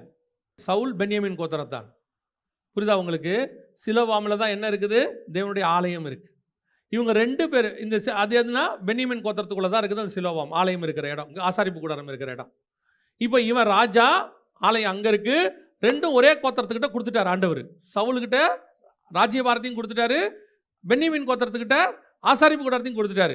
கர்த்தருடைய ஃபியூச்சர் பிளான் என்ன? மில்கிசேதேக்கின் முறைமை, ராஜாவும் ஆசாரியனும் ஒன்றா இருக்கணும். இந்த ரெண்டுத்தையும் கொண்டு வந்து ஆண்டவர் அழகாக ஒரே கோத்திரத்தில் கொடுத்துட்டாரு. இப்போ சவுல் வழியாக தான் எல்லாம் வரணும், பக்கா பிளான். இப்போ சவுல் என்ன பண்ணிட்டாரு? ஆடு மாடு மேலே ஆசை வச்சுட்டார். ஆடு மாடு மேலே என்ன பண்ணிட்டாரு? ஆசை வச்சுட்டார். அதனுடைய விளைவு என்னாக மாறுதுன்னு கேட்டிங்கன்னா 17ஆம் அதிகாரம் யாத்ராகமத்தின் புஸ்தகத்தில் சவுலை கொண்டு செய்ய வேண்டியதான ஒரு தீர்க்க தரிசனம் அங்கே இருக்கு. இப்போ அமலேக்கியர்கிட்ட ஆண்டவர் மோசே கிட்ட சொல்லுவார், கடைசி 2 வசனம் வாசிங்க. 17 கடைசி 2 வசனம். அமலேக்கியருடைய கை கர்த்தருடைய சிங்காசனத்துக்கு விரோதமாக இருந்தபடியால் தலைமுறை தலைமுறையாக யுத்தம் நடக்கும். மோசே காலத்திலேருந்து நடக்கும். அதுக்கு முந்தின வசனம், பூமியின் கீழாதபடி என்ன செய்வேன்? நாசம் பண்ணுவேன். இந்த ப்ராஃபஸி எங்கே நடக்கணும்? சவுலுக்கிட்ட நிறைவேறணும். சவுலுக்கிட்ட சொல்கிறாரு, அமலேக்கில் ஒன்று கூட பாக்கி வைக்காத, மொத்தத்தையும் க்ளோஸ் பண்ணிடு, எல்லாத்தையும் க்ளோஸ் பண்ணியிருப்பா. ஏன்? இது ஒன்றை கொண்டு நான் வச்சிருந்த தரிசனம், நீ தான் அதை நிறைவேற்றணும். நீ அதை அமலேக்க மொத்தத்தையும் க்ளோஸ் பண்ணிட்டு நான் சொல்கிறபடி செய்யும்பொழுது உன் ராஜ்யபாரத்தில் ஆசாரித்துவம் எல்லாம் ஒன்றா வந்துடும். மெகா பிளான் இருக்குது அதில், மெகா பிளான். இப்போ சவுல் என்ன பண்ணுறாரு? அங்கே இருக்கிற ஒரு ஆடு, அங்கே இருக்க ஆடு, அது எப்படி இருக்குது? அந்த மாடு பார்க்குறதுக்கு சும்மா கொல்லு கொல்லுன்னு இருக்குது, பார்க்க நல்லா அட்ராக்டிவாக இருக்குது, சும்மா பார்த்தா சூப்பராக இருக்கு. இந்த மாடு நம்மக்கிட்ட இருந்தால் நல்லா இருக்குமே, இந்த மாடு நம்ம தொழுவத்தில் இருந்தால் நல்லா இருக்குமே. ஏய், உன் தரிசனம் ஹெவன்லி தரிசனம், மாட்டு மேலே போகக்கூடாது. உன் சிந்தனை, உன் தரிசனம் எங்கே போகக்கூடாது? மாட்டு மேலே போகக்கூடாது. அது மாடு கிடக்குது. இதை விட கொழுக்குள்ளான மாடெல்லாம் கர்த்தர் கொடுக்க வல்லமை உள்ளவராக இருக்கிறார். உன்னை எதுக்கு நான் கொண்டு வந்திருக்கேன்? இஸ்ரவேலின் ராஜா, ஏன் போஸ்டிங்கை உனக்கு கொடுத்துருக்கேன்றாரு. அவர் தான் ராஜா. சாமுவேல்கிட்ட சொல்லும்போது சொல்கிறாரு, அவர்கள் உன்னை அல்ல என்னை தள்ளினார்கள், ஐ ஆம் த கிங். ஏன் போஸ்டிங்கில் இப்போ இவங்கிட்ட சொல்கிறார்ல, பேதுருக்கிட்ட, என் ஆடுகளை மெய்ப்பாயாக, நானே நல்ல மெய்ப்பன், என் ஆடுகளை நீ மெய்ப்பாய். ஏன் போஸ்டிங்கை உங்ககிட்ட கொடுக்குறேன்? அவருக்கு அந்த போஸ்டிங்கோட மேன்மை தெரியாமல் போயிடுச்சு. உடனே அவர் என்ன பண்றாரு, அவர் நல்ல மேய்ப்பனா தான் இருந்திருக்கணும். திடீர்னு பார்த்தா இஸ்ரவேலுக்கு மட்டும் அவர் என்னவா மாறுறாரு, அப்போஸ்தலனாக மாறுறாரு. பவுல் சொல்றாரு, இஸ்ரவேலுக்கு கேபாவையும் அப்போஸ்தலனாகவும் என்னை புறஜாதிக்கு அப்போஸ்தலனாக கர்த்தர் வைத்தார். ஏன்பா, அவர் இஸ்ரவேலை பார்த்தோன்னே, அந்த ஆடு மாடை பார்த்தோன்னே அவர் கொஞ்சம் கொழுகுலுன்னு ஆயிடுவார். கேபாவும் பர்னபாவும் மாய்மாலம் பண்ணினார்கள். இது அப்படிதானே இருக்குது. அப்போ அவங்க என்ன நினைக்கிறாங்க, அவங்களோட தரிசனம் அவங்களுக்கு தெரியல. அவர் சொல்றாரு, இயேசுவோடைய தரிசனத்தில் என்ன இருக்குது, காணாமல் போன இஸ்ரவேலை அல்லாமல் வேறு யாருக்கும் வரவில்லை. சொல்லிட்டு இன்னொரு இடத்துல சொல்றாரு, என் மந்தையை சேராத வேறு ஆடுகளும் எனக்கு உண்டு. அப்போ பேதுரு மேய்ப்பனா இருந்தா அவனுக்கு தெரியணும், இஸ்ரவேலுங்கிற ஆடும் இருக்குது, மந்தையை சேராத ஆடும் இருக்குது. வெளியிருந்து ஆடு வரணும், எல்லாத்தையும் சேர்க்கணும். இதான் விஷன். இவர் என்ன பண்றாரு, இஸ்ரவேலுங்கிற ஆடை மட்டும் கான்சென்ட்ரேட் பண்றாரு. இப்போ தரிசனம் போயிருச்சு. இப்போ ஆண்டவர் என்ன பண்றாரு, பேதுருடைய இடத்துல இருந்து யாரை கொண்டாடுறாரு? அது எப்படிங்க கொண்டாந்தாருன்னு சொல்லுவீங்க? பேதுருக்கிட்ட தான் ஆண்டவர் சொன்னாரு, இந்த கல்லின் மேல் சபையை கட்டுவேன்னாரு. ஆனா பவுல் சொல்றான், நான் அஸ்திவாரம் போட்டேன். போட்டால் வேற, அஸ்திவாரம் போட்டால் மாறிட்டான். ஏன்? நீ ஆடு மாடு மேல ஆசை வச்சுட்ட, நீ இஸ்ரவேலுங்கிற ஒரு கோத்திரத்தை மட்டும் பார்த்துட்ட. உன் தரிசனம் வைட், பெருசு. கர்த்தர் வச்சிருக்காரு பெரிய தரிசனம். ஆண்டவர் சொல்றாரு, இதுவும் அதுவும் சேராதுப்பா, இதையும் அதையும் ஒன்றா வைக்க முடியல. சவுல் கொண்டாந்து போய் அமலேக்கனை வச்சதனுடைய விளைவு கர்த்தர். ஆனால் நல்லா கவனிச்சுக்கொள்ளுங்க, கர்த்தர் அமலேக்கனை க்ளோஸ் பண்ணி முடிச்சிட்டாரு. யாரை வச்சு முடிச்சிட்டாரு? சாமுவேலை வச்சு முடிச்சிட்டாரு. அவருடைய பிளான் கன்ஃபார்மாக நடக்கும். உனக்கு தான் லாஸ், உனக்கு தான் லாஸ். நம்ம தரிசனத்தை நம்ம கொண்டு வச்சதை கண்டிப்பாக பரலோகம் நிறைவேற்றிடும். நம்மை கொண்டே செய்யும், இல்லை யாரை வச்சாலும் செய்யும். ஏன்னா அது ஹெவனுக்கான வேலை. அதை ஹெவன் ஒரு நாளும் விடாது. அதை நம்மளை வச்சு செய்தா இல்லையாங்கிறது மட்டும்தான் இப்போ கேள்வி. அதுதான் நமக்கு கொடுத்த, காட் கொடுத்த பெரிய கிஃப்ட்டு. நாம் அதை செய்கிறோமா? இங்கே என்ன வந்துருச்சு, சவுலுக்கு அமலேக்கு ஆடு மேலே ஆசை வந்துருச்சு, பேதுருக்கு இஸ்ரவேல் மேலே அந்த கோத்திரத்து மேலே ஆசை வந்துருச்சு. அவங்களும் இது புறஜாதியார் பாகுபாடு வந்துருச்சு. இஸ்ரவேலும் ஈசாக்கும் ஒன்றாக இருக்க முடியாது. சுயாதீன பிரமாணம் நியாயப்பிரமாணம் ஒன்றா இருக்க முடியாது. வசனம் சொல்லுது, இது ரெண்டும் ஒன்றாக இருக்க வாய்ப்பே இல்லை. இருந்தால் அது துன்பப்படுத்தும். ஏன்? பல நேரத்தில் உன் தரிசனம் வேதனையோடு ஓடுது. தரிசனத்தில் தான் ஓடுறீங்க, ஆனால் எப்படி ஓடுது? வேதனையோடு ஓடுது. ஏன்னா கூடவே இஸ்மவேல் வந்துக்கிட்டு இருக்கான், கூடவே உன் மாம்சம் வந்துக்கிட்டே இருக்கு, கிரியை செஞ்சுக்கிட்டே இருக்கு. அது கூட வர வர வர தரிசனத்தில் போயிட்டு தான் இருக்கு. குத்துது குடையுது, குத்துது குடையுது. ஏன்? அந்த இடத்துல கொண்டு இஸ்மவேலை கலந்துட்ட. திருப்பியும் சொல்கிறேன், எந்த ஒரு விஷயத்துலையும் உங்கள் தரிசனத்தில் மாம்சத்தை கலந்துட்டீங்கன்னா சில விஷயத்திலிருந்து நீங்கள் வெளியே வருவது ஈஸி. சொல்கிறேன், சில விஷயத்துலேருந்து வெளியே வர்றது ஈஸி. ஒரு உதாரணத்துக்கு சொல்கிறேன். இப்போ என் கூட ஒரு அசிஸ்டண்ட் நான் சேர்த்துக்கிறேன். அவன் என் தரிசனத்துக்கு ஒத்தவனா இல்லை. சரியா? தரிசனத்துக்கு ஒத்தவனா இல்லை. நான் என்ன பண்ணிடுறேன், கொஞ்ச நாள் அவங்க கூட பழகிறேன், தரிசனம் ஒத்து போல, தம்பி உனக்கு எனக்கு ஒத்து வராது, நீ கிளம்புப்பான்னு சொல்லிடுறேன், வேலை முடிஞ்சு. இப்போ இதை என்ன செஞ்சிடலாம், ரீமாடல் பண்ணிடலாம். ஆனால் தரிசனத்துக்கு இல்லாத ஆளை கல்யாணம் பண்ணிடுறேன். என்ன பண்ணுவிய? மாற்றவே முடியாது. No chance. இஸ்மவேலும் ஈசாக்கும் ஆபிரகாமை அடக்கம் பண்ணினார்கள். உன்னை சாகிற வரைக்கும் இஸ்மவேல் கூட வருவான். அந்த தரிசனத்தில் இந்த மாம்சம் என்ன செஞ்சுக்கிட்டே இருக்கும், குத்திக்கிட்டே இருக்கும், குடஞ்சிக்கிட்டே இருக்கும், ஓடிக்கிட்டே இருக்கும். நம்ம ஆனால் பிளான் போயிட்டே இருக்கும். ஏன் ஆண்டவரே எனக்கு ஏன் இப்படிலாம் நடக்குது? தம்பி, நீ தான் இஸ்மவேலை போய் கூட்டு வந்துட்டியப்பா, நீ தான் பக்கத்து கூடாரத்துலேயே வச்சுக்கிட்டியப்பா, உன் மாம்சத்தோட நீ உன் தரிசனத்தோட ஆவியை சேர்த்துட்டியப்பா, நீ அப்படியே ஆவியோட ஓடிடு, நீ அப்படியே ரெபேக்காவோட ஓடிடு பார்ப்போம், ஒரு பிரச்சனையும் இருக்காது. ரெபேக்காவோட ஓடிடு, பிரச்சனையே இருக்காது. எப்போ ஈசாக்கோடைய விஷயம் ரெபேக்காவோட விஷயம் தனித்தனியாக போச்சோ யாக்கோபு ஊரை விட்டு ஓடிடுவான், வேலை முடிஞ்சு. ஈசாக்கோடைய தரிசனமும் ரெபேக்காவோட தரிசனமும் ஒன்றா இருந்துச்சுன்னா யாக்கோபு அங்கே தான் இருப்பான். இதில் ஈசாக்கோடைய தரிசனம் தப்பா, ரெபேக்காவோட தரிசனம் தப்பான்னு கேட்டிங்கன்னா, ஈசாக்கோடைய ஆசை மாம்சக்கிரியை தப்பு, ரெபேக்காலுக்கு தரிசனம் கரெக்டு. நான் சொன்னது புரியுதா? ஆனால் ஆசீர்வாதம் யார் கையில் இருக்கு? ஈசா கையில் இருக்கு. அவனுடையதான மாம்சக்கிரியை அங்கே வேலை செய்யுது. இங்கே ரெபேக்காலுடைய தரிசனம் கரெக்டு, மாம்சக்கிரியை வேலை செய்யுது, நீ போ அப்பா கிட்ட இருந்து ஏமாத்து வாங்கிடலாம். ஆக்சுவலாக அப்படி வாங்க வேண்டிய அவசியமே இல்லை. கர்த்தர் நினைச்சாருன்னா ஸ்பாட்டில் ஈசாக்கை மாற்றுறதுக்கு வல்லமை உள்ளவர். ஏற்கனவே கண்ணை குருடாக்கி விட்டார். ஒரே நிமிஷத்தில் கர்த்தர் மாற்றி கொடுத்துருவார். நம்மளாம் ஒரு உபயாந்திரத்தில் கையாளுறது, நான் சமைச்சு கொடுக்குறேன், உங்கள் அப்பா சமைக்க சொல்லியிருக்காரு, ஒன்றும் இல்லை, கொண்டாந்து ஏசா நிற்க வச்சா கர்த்தர் அவனுக்கு கொடுக்க வேண்டிய ஆசீர்வாதத்தை மாற்றி வாயில் வைக்கிறதுக்கு வல்லமை உள்ளவர். ஏன்னா கர்த்தர் ஆசீர்வதிச்சவனை வேற எவனுமே சபிக்க முடியாது. அவர் தான் பிறக்கும் போதே சொல்லிட்டார, வயிற்றில் இருக்கும் போதே இல்லையா, மூத்தவன் இளையவனை சேவிப்பான். 2 ஜாதிகள் வரும், அவரே சொல்லிட்டாரு. அதுக்கப்புறம் ரெபேக்கா பூந்து அதை வாங்கிட்டு வாங்க ட்ரை பண்ணுறாங்க. அவங்க சொல்கிறாங்க எப்படியாவது போய் ஒரு தாயாக அவங்க செய்கிறது கரெக்டு, ஆனால் ஸ்பிரிச்சுவலி ராங். அந்த மாம்சக்கிரியை என்ன ஆயிடுச்சு, விரட்டிட்டாங்க, ஓடிப்போச்சு. பாருங்க, ஏற்கனவே ஏசா சேஷ்டபுத்திர பாகத்தை என்ன பண்ணிட்டான், கொடுத்துட்டான். ஆல்ரெடி முடிஞ்சிருச்சு வேலை. இங்கே இப்போ ஈசாக்கை யாரை ஆசீர்வதிக்கணும்? ஈசாக்கை பொறுத்த வரைக்கும் யாரை ஆசீர்வதிக்கணும்? மூத்த குமாரனை ஆசீர்வதிக்கணும். அதானே அவன் பிளான். இப்போ மூத்த குமாரன் கர்த்தருடைய பார்வைப்படி யாரு? யாக்கோப் தானே. வேலை முடிஞ்சிருச்சு இல்லை? கர்த்தர் நினச்சா இதை எப்பயோ மாற்றி விட்டுருக்க போகிறாரு. பல நேரங்களிலே நாம் அந்த தரிசனத்தை நிறைவேற்றுறதுக்கு போராடுறோம். அது மாம்சத்தில் போராடுறோம். அது கடைசியில் முடிவு என்னவாக இருக்கும் தெரியுமா? ஊரை விட்டு ஓடுற மாதிரி இருக்கும். அப்புறம் யாக்கோப் வச்சு கர்த்தர் சொன்னதெல்லாம் செய்வார். 20 வருஷம் லாபான்ட்ட ஒப்பு கொடுத்துருவார். ஏன் லாபான்ட்ட ஒப்பு கொடுத்தீங்க? அவ்வளோதான் மகனே. இல்லை, நான் போய் லேயால கூப்பிட்டு வந்தேன், அதே வீட்டிலேருந்து ரெபேக்கால கூப்பிட்டு வந்து கொடுக்க தெரிஞ்சா எனக்கு திருப்பி ராகேல கொடுக்க தெரியாதா? கொடுக்க தெரியுமா தெரியாதா? நீ தான் போய் கூப்பிட்டு வரணுமா? அது தேவனுடைய திட்டத்தினுடைய ஒரு பகுதி. அதை எப்படி நாம் ஹேண்டில் பண்ணுறோங்கிறதா இங்கே இம்பார்ட்டண்ட். அதை ஈஸியாகவும் கூப்பிட்டு வரலாம், போயும் கூப்பிட்டு வரலாம், அது உங்களுடைய இஷ்டம். ஆனால் தரிசனம் கர்த்தருடையது. அதோடு உங்கள் மாம்சம் என்ன செய்யக்கூடாது. சரி, கடைசியாக ஆண்டவர் இதிலிருந்து வெளியே வரத்துக்கு என்ன சொல்கிறார், கடைசியாக என்ன செய்யணும்? கலாத்தியருக்கு நிருபம் 4ஆம் அதிகாரம், அதே 4ஆம் அதிகாரம் 30வது வசனம் வாசிங்க. சுதந்திரவாளியாக இருப்பது இல்லை, ஆகையால் அடிமையானவளையும் அவனுடைய மகனையும் புறம்பே தள்ளி என்று, வசனம் தெளிவாக இருக்குது பாருங்க, புறம்பே தள்ளி என்று 10ஆம் அதிகாரம் 21:10 வாசிங்க. ஆதியாகமம்.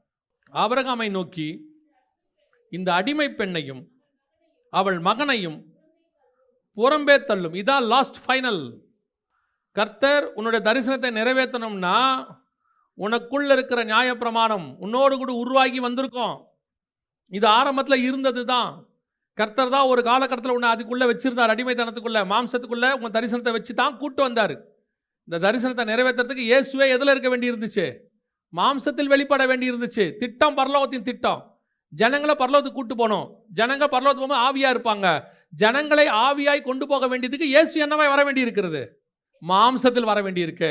உங்களுக்குள்ளிருந்து பரலோகத்தினுடைய ஆவியின் திட்டத்தை நிறைவேற்றுறதுக்கு நீங்கள் மாம்சத்தில் வந்தீர்கள். இப்போ ஒரு குறிப்பிட்ட காலம் வரைக்கும் உங்கள் மாம்சம் கலக்காதபடிக்கு தரிசனத்தை வச்சிருக்கிறாரு. ஒரு குறிப்பிட்ட காலம் வரைக்கும் உங்கள் மாம்சத்துக்குள்ள அந்த தரிசனத்தை அடக்கி வச்சிருக்கிறாரு. ஒரு குறிப்பிட்ட காலத்துக்கு பிறகு கர்த்தர் சொல்றாரு, இது ரெண்டும் ஒன்றா இருக்க முடியாதுன்னு சொல்றாரு. இப்போ கர்த்தர் சொல்றாரு, ரெண்டுத்தையும் பிரிச்சிருன்ட்டார். என்ன சொல்லிட்டாரு? பிரிச்சிரு, புறம்பேத்தல், அவ்வளோதான்.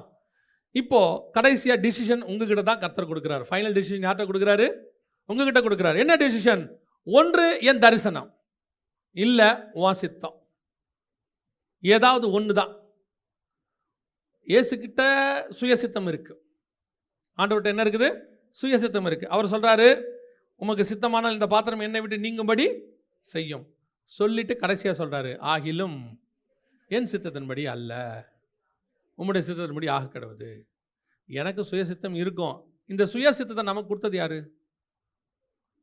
ஓன் வில் அப்படின்னு நமக்குள்ள ஒரு சுயசித்தம்னு இருக்குல்ல, அப்படி ஒரு தாட் இருக்குல்ல, சுயசித்தம்னு ஒரு பவர் இருக்குல்ல, அதை வந்து என்ன சொல்லுவாங்கன்னா சுயாதீனம்.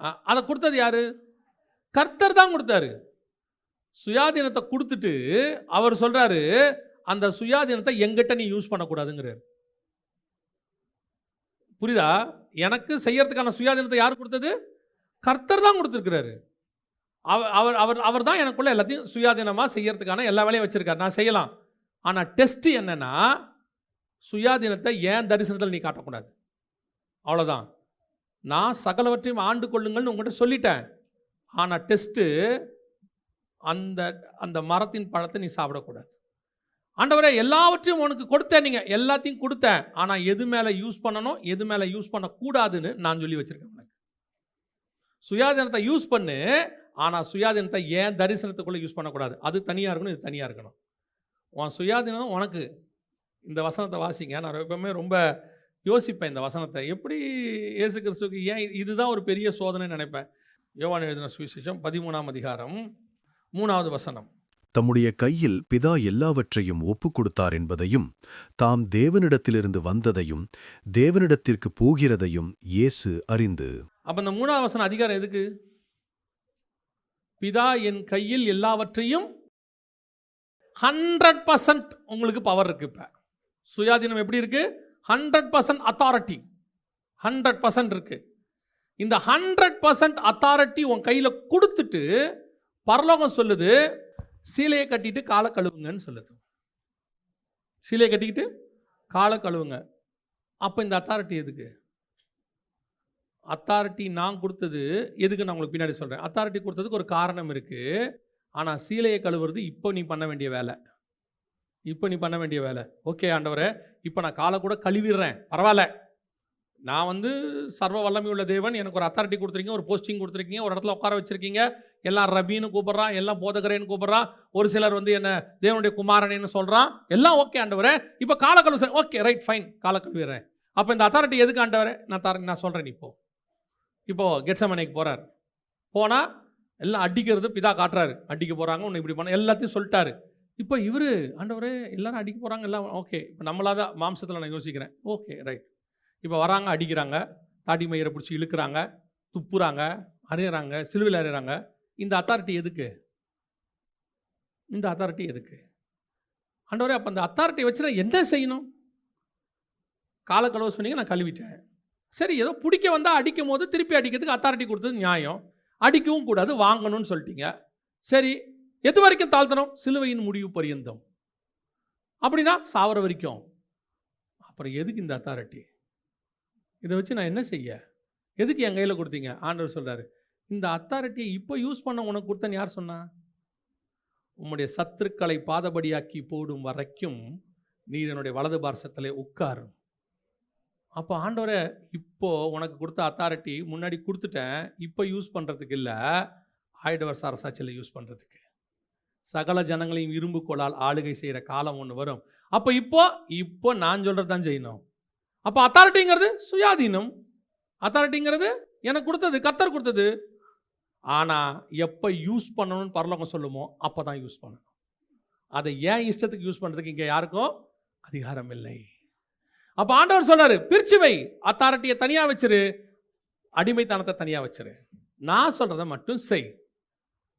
பல நேரங்களிலே இங்கே தான் பிரச்சனை வரும்.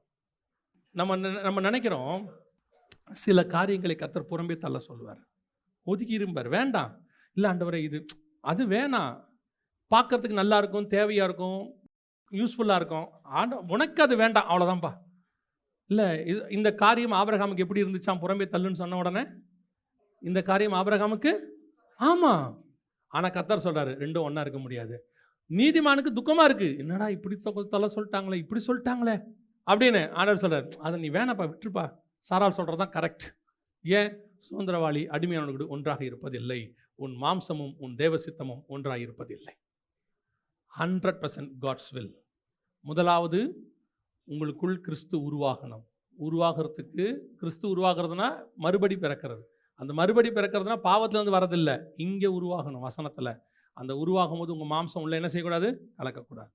ஒரு குறிப்பிட்ட காலம் வரைக்கும் பிள்ளை பிறந்த பிறகு மாம்சத்தோடு கூட தான் அடங்கி இருக்கும், இந்த மாம்சத்தோடு. ஆனாலும் ஒரு நாள் கர்த்தர் இதை விட்டு உங்களை என்ன செய்வார்? பிரிப்பார். ஆனால் உள்ளே அடங்கி இருக்கும் போது இதுவும் அதுவும் எப்படி இருக்காது? ஒன்றாக இருக்காது, போராடிக்கிட்டே இருக்கும். ஒரு பீரியட் வரும், கர்த்தர் ரெண்டுத்தையும் என்ன செய்வார்? பிரிப்பார். ஒருவேளை பிரிய விடாமல் நீங்கள் வச்சிங்கன்னா இதை என்ன பண்ணும்? துன்பப்படுத்தும். ஒரு இடத்துல ஆண்டவர் சொல்வார், ரிமூவ் பண்ணிடுன்றார். ஒரு நாள் வரும், முழு மாம்சமும் மாறி மறுரூபமாகி அழி உள்ளதான இது அழியாமையும் சாவுக்கு இதுவானது சாவாமையும் தரித்து கொள்ளும். கர்த்தருடைய 100% தரிசனத்தோடு நம்முடையதான அங்கே ஆவிக்குரிய மாம்சமும் ஆவிக்குரிய சரீரமும் நம்ம தரிசனமும் ஒன்றாக இணையும். அப்பொழுது வெறும் சுதந்திரவாளி மட்டும்தான் இருப்பான். அல்லேலூயா. சாராலும் ஈசாக்கும் மட்டும் இருப்பாங்க. நம்முடையதான தரிசனமும் நம்ம ஆவிக்குரிய சரீரமும் மட்டும் இருக்கும். கர்த்தர் அப்படி ஒரு ஆசீர்வாதத்தை கட்டளையிடுவார். அல்லேலூயா. இது ஒரு ப்ராசஸ். இந்த ப்ராசஸை கொஞ்சம் கொஞ்சமாக சபை செஞ்சுக்கிட்டே வரணும். கலாத்தியர் சபை தவற விட்டதை நீங்களும் நானும் தவற விடக்கூடாது. ஜெபம் பண்ணலாமா? நம்ம எல்லோரும் எந்திரிக்கலாமா? இந்த 4 இடத்துல முதலாவது, கிறிஸ்து உருவாகும் அளவும் அவன் அவளை அறியாதிருந்தான். பரிசுத்த ஆவியினுடையதான கிரியை நடைபெறும் போது உங்கள் மாம்ச கிரியை நுழைச்சிடாதீங்க உள்ள. ஆண்டவர் ஆசாரிப்பு கூடாரத்தை பற்றின பிளான் வச்சுக்கிட்டு இருக்கும் போது தாவீது ஆலய பிளானை உள்ள கொண்டாந்துட்டார். அது கர்த்தருக்கு கஷ்டம். கலந்துருச்சு, பொல்லாங்கன் பிறந்துருவான். அவ்வளோதான். கலக்காம பத்திரமா பார்த்துக்குங்க. உங்கள் தரிசனத்தோட ஒரு நாளும் உங்கள் சுயத்தை நான் உணர்த்தப்படுறதை உங்களுக்கு சொல்கிறேன். கர்த்தர் உங்களை ஒரு பாதையில் நடத்துகிறாருன்னா போயிட்டே இருங்க. நடுவில் மேடு வரும், பள்ளம் வரும், வனாந்தரம் வரும், செங்கடல் வரும். அங்கே எதையுமே நீங்கள் யூஸ் பண்ணிடாதீங்க. இந்த செங்கடலை கடக்கிறதுக்கு ஏதாவது போட்டு பார்க்கலாமான்னு நினைக்காதீங்க. பார்வோனை ஜெயிக்கிறதுக்கு நம்ம ஒரு ஆர்மி ரெடி பண்ணலாமான்னு நினைக்காதீங்க. பார்வோனை ஜெயிக்கிறதுக்கு ஒரு திட்டம் அவர் வச்சிருப்பாரு. செங்கடலை கடக்கிறதுக்கு ஒரு திட்டம் வச்சிருப்பார். அவரே செய்வார். வனாந்தரத்தில் தண்ணிக்கு என்ன ஆகும் நீங்கள் ஒன்று நினைக்காதீங்க. போர் போடலாமான்னு நினைக்காதீங்க. அவரே கண்மலை தண்ணியை கொண்டு வருவார். அவர்கிட்ட எல்லா திட்டத்தோடு தான் உன்னை கூப்பிட்டுருக்கிறார். அவர் திட்டம் நிறைவேற வரைக்கும் உன் மாம்சத்தை மிக்ஸ் பண்ணிடாதீங்க. கொஞ்சம் கூட பண்ணிடாதீங்க. நீ பண்ணுற கொஞ்சம் கொஞ்சம் உன் தரிசனத்தை நிறைவேற்றுறதை டிலே பண்ணும். டிலே பண்ணிகிட்டே இருக்கும். நான் அதுக்கு தான் சொல்லுவேன், கர்த்தர் காலியாக்கி கொண்டு போனார்னா 100% கூட போயிருங்க. அது நல்லது. சும்மா இருக்க சொல்றாரு. ஆயத்தம் மட்டும் பண்ணி நீ சும்மா இரு. குதிரை யுத்த நாளுக்கு ஆயத்தமாகும். நீங்களும் சும்மா இருப்பீர்கள், கர்த்தரோ உங்களுக்காக யுத்தம் பண்ணுவார். குதிரை யுத்த நாளுக்கு ஆயத்தமாகும், ஜெயமோ கர்த்தரால் வரும். ஆயத்தம் பண்ணுறது அவங்க வேலை, யுத்தம் பண்ணுறது அவருடைய வேலை. 2வது, ஆண்டவர் சில காலகட்டம் வரைக்கும் உன்னை ஒரே கூடாரத்துக்குள் தான் வச்சிருப்பார். இஸ்மவேலையும் ஈசாக்கையும் உங்கள் மாம்சத்துக்குள்ளே தான் கர்த்தர் உங்களை, இந்த உலகத்துக்குள்ளே தான் கர்த்தர் வச்சிருக்கிறார். உங்களை சுற்றிலும் இஸ்மவேலர்கள் இருப்பார்கள். நீங்கள் அடிமைப்பட்டு தான் இருக்கணும். அது உண்டாக்கினவராலே அப்படி ஆயிற்று. அதை விட்டு மீறி வெளியே வரணும்னு நினைக்காதீங்க. ஆகார மாதிரி ஓடாதீங்க. குறிப்பிட்ட காலத்துக்கு முன்னாடியே ஓடாதீங்க. ஆண்டவர் சொல்றார், திரும்பி போய் நீ அடங்கியிரு உன் ஆட்சியார் கையில். ஏன்? உன்னை ஆசீர்வதிக்கிற, உன் பிள்ளையை ஆசீர்வதிக்கிற காலம் ஒன்று வரும். அப்போ பார்த்துக்கலாம். இப்போ இரு. ஆண்டவரே கடினமாக இருக்கு, இரு. கொஞ்சம் கஷ்டமாக இருக்கு ஆண்டவரே, இரு. நான் சொல்கிற வரைக்கும் அங்கேயே தரித்து. 3வது, ஆண்டவர் உன்னை சுதந்திரவாளியோடு கூட வைக்கும் போது அந்த அடிமையானவன் உன்னை துன்பப்படுத்துவான். உனக்குள்ள இருக்கிற மாம்சத்தை பற்றி கர்த்தர் சொல்றார். அதுவும் ஆவியோடு கூட போராடும் போது அது மனஸ்தாபப்படும். ஆண்டவர் அதுக்கு அனுமதி கொடுக்கிறது இல்லை. 2 ஒன்றா இருக்கக்கூடாதுன்னு சொல்றார். கடைசியாய், அடிமையானவனை புறம்பே தள்ளு. உங்க தரிசனத்துக்கு ஒத்து வராததை தள்ளிடுங்க. ஆண்டவர் சில நேரத்தில் சில ஆட்கள் உங்களிடத்துல வந்து உங்க காது கிணியபடி பேசுவாங்க. உங்க மாம்சத்துக்கு ஏற்றபடி பேசுவாங்க. ஆனா அவங்க தரிசனத்துக்கு ஒத்து வர மாட்டாங்க. லோத்து நீதிமான், ஆபிரகாமோடு கூட டிராவல் பண்றவன். ஆனா அவன் கானானுக்கு ஒத்து வர மாட்டான். அவனை அமுச்சிடணும். நீ கானானுக்குள்ள வைக்கலான்னு வச்சுக்கிட்ட ஒரு குறிப்பிட்ட காலகட்டம் பிறகு உனக்கு வாக்குவாதம் உண்டாகும். ஆண்டவர் அனுப்ப சொன்னா அனுப்பிடுங்க, அவ்வளோதான். சில நேரங்களில் அந்த அடிமையானவன் நம்மை துன்பப்படுத்துவான். துன்பம்னா வேதனைப்படுத்துவானா சரீரத்தில் இல்லை, உங்களுக்குள்ள தரிசனம் வேதனைப்படும்.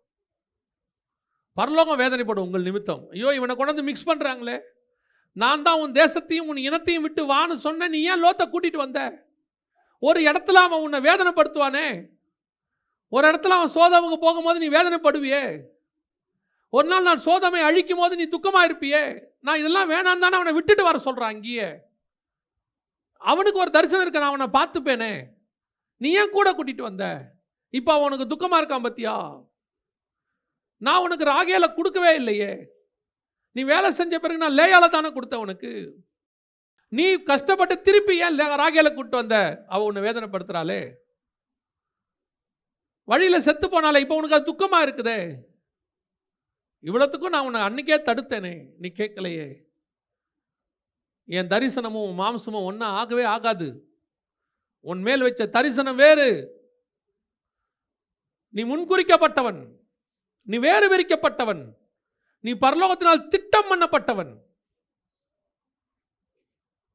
உன் தரிசனத்தை கொண்டு போய் மாம்சத்தோட கலந்துராத. கடைசியாக உனக்கு ஆண்டவர் வாய்ப்பு கொடுக்கிறார், புறம்பே தள்ளு. Just remove. பரவாயில்ல, எதுவாக இருந்தாலும் சரி, ரிமூவ். அவ்வளோதான். கர்த்தர் உனக்கு வச்சிருக்கிற தரிசனத்துக்கு முன்னாடி நீ விடுறது எதுவாக இருந்தாலும் ஒன்றுமே கிடையாது. அது வேணா லாபமாக தெரியலாம் உலகத்தில், ஆனால் தேவ திட்டத்துக்கு முன்னாடி அது நஷ்டம், அது குப்பை. இது அவருக்கு தெரியுது பவுலுக்கு.